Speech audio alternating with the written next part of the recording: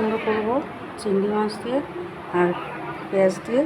এই গরম মশলা গোটা দিয়ে দিলাম আর একটু পেঁয়াজ কুচি দিয়ে দিলাম,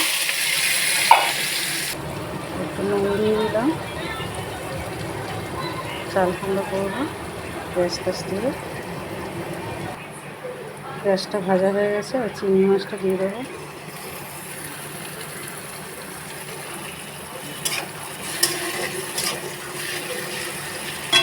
তারপরে একটু লঙ্কা দিয়ে দেবো, তারপরে একটু আদা দিয়ে দেবো, তারপরে দিয়ে দেবো একটু জিরে গুঁড়ো,